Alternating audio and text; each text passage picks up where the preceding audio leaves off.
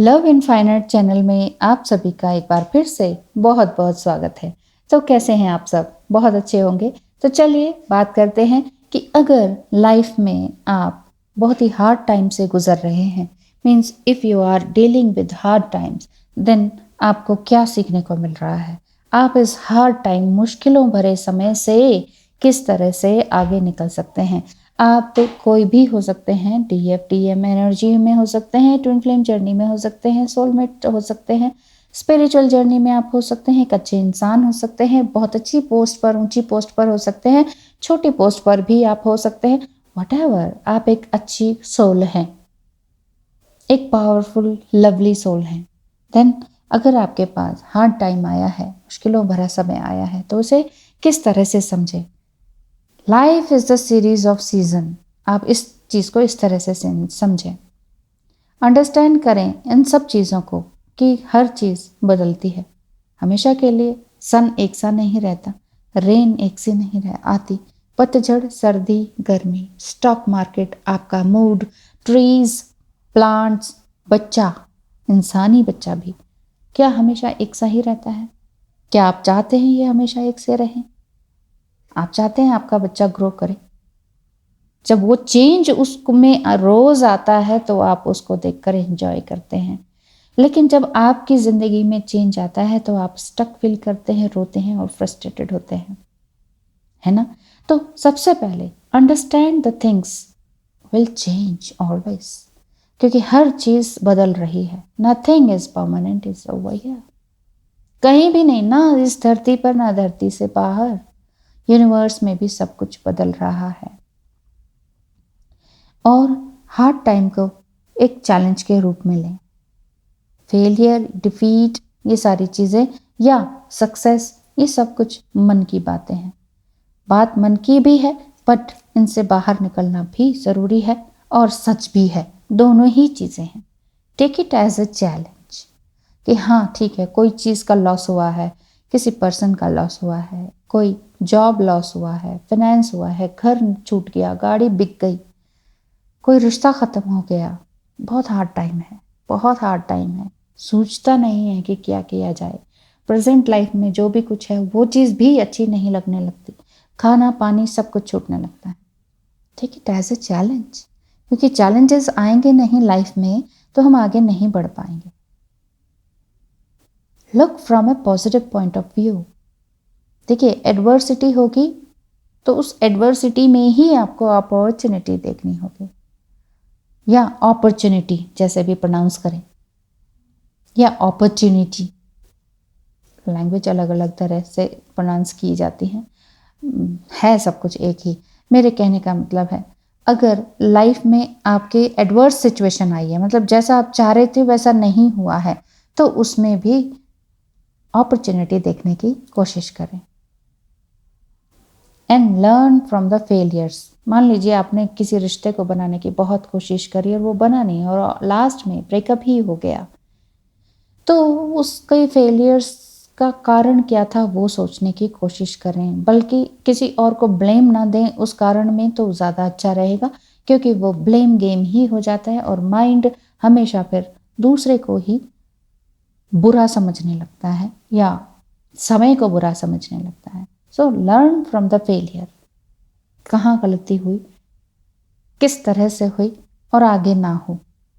रिश्ता है, जॉब है, कोई रिलेशनशिप है, कुछ भी हो सकता है ये। सो हार्ड टाइम किसी भी तरह का आपके पास आ सकता है। Don't worry, if you can change then change it, ये समझ लीजिए। और अगर कोई एक चीज़ आप नहीं चेंज कर सकते then leave it. If you can't change anything और you can't fix anything, then इसको आपको छोड़ देना ही अच्छा रहेगा उसके एज इट इज़ हाल में। चाहे वो रिलेशनशिप हो, मान लीजिए कोई आप प्रोजेक्ट बना रहे, घर कुछ एक छोटा सा घर बना रहे हैं, लकड़ी का घर अपने हाथों से बना रहे हैं, फिक्स कर रहे हैं, फिक्स कर रहे हैं, हो ही नहीं रहा, हो ही नहीं रहा। तो फिर वो आपको वो देखना होगा कि लकड़ी की क्वालिटी कैसी है, जो कील आप लगा रहे हैं वो कैसी क्वालिटी है, हथौड़ा आपका मारने का स्टाइल सही है कि नहीं है, जो उसमें अडेसिव लगा रहे हैं वो सही है कि नहीं है, इस टाइम आपका मूड सही है कि नहीं है। और अगर सब कुछ सही है फिर भी कुछ नहीं हो रहा, देन लीव इट, क्योंकि आप उस चीज़ को चेंज नहीं कर पा रहे हैं। चेंज इन द सेंस कुछ था, आप उसे बनाना चाह रहे थे, वो बन ही नहीं रहा है, तो कुछ समय के लिए पॉज दे दें, वो ज़्यादा बेटर रहेगा। Do not away from the problem, problem solver बनने की कोशिश करें। ये किसी चीज़ को लीव इट कर देना, छोड़ देना थोड़ी देर के लिए, वो प्रॉब्लम को से भागना नहीं है, प्रॉब्लम सॉल्विंग ही है। कुछ समय के लिए रहने दें, दोबारा से स्टार्ट करें लेकिन नए तरीके से, ठीक है। तो प्रॉब्लम सॉल्वर के लिए आप बनने के लिए आपको बहुत कुछ सीखने की ज़रूरत है, इसीलिए ईश्वर आपके आगे हार्ड टाइम या मुश्किल समय की घड़ियाँ लेकर ही आ जाते हैं।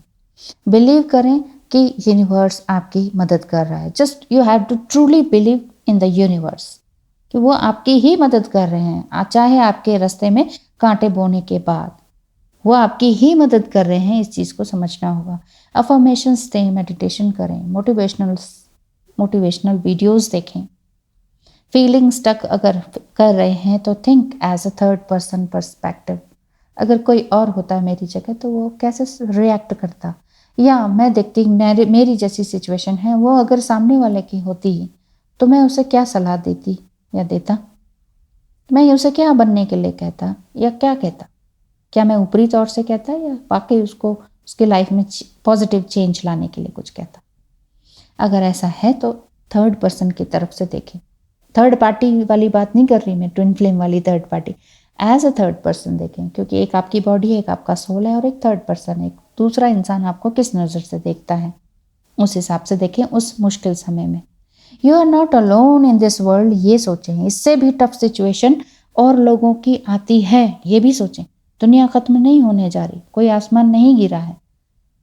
कितना भी दुख आया हो, जो कुछ भी हुआ हो, चाहे आपके साथ, आपके शरीर के साथ, आपके घर में कुछ गलत हुआ हो, कुछ वटएवर, जो भी, चाहे नेचुरल कैलेमिटीज से आप जूझ रहे हो, जो भी समस्या है, जो भी हार्ड टाइम है, उसमें सिर्फ आपको प्रे करने की ज़रूरत है, यूनिवर्स पर फेथ रखने की ज़रूरत है, अपनी पावर एंड अपनी मिरेकल्स पर विश्वास करने की ज़रूरत है। अपनी पावर यानी कि आप एक पावरफुल सोल हैं, जो कि मैं पहले से ही कह रही हूँ, पावरफुल सोल हैं, इसलिए ईश्वर आपके पास इतना हार्ड टाइम लेकर आते हैं। God has created the path for you and I hope आप भी यही सोचते हो कि ईश्वर ने ही आपकी ज़िंदगी आगे बढ़ाने के लिए आपके रास्ते में इतना हार्ड टाइम दिया है, ताकि आप कुछ लेसन्स लर्न करें।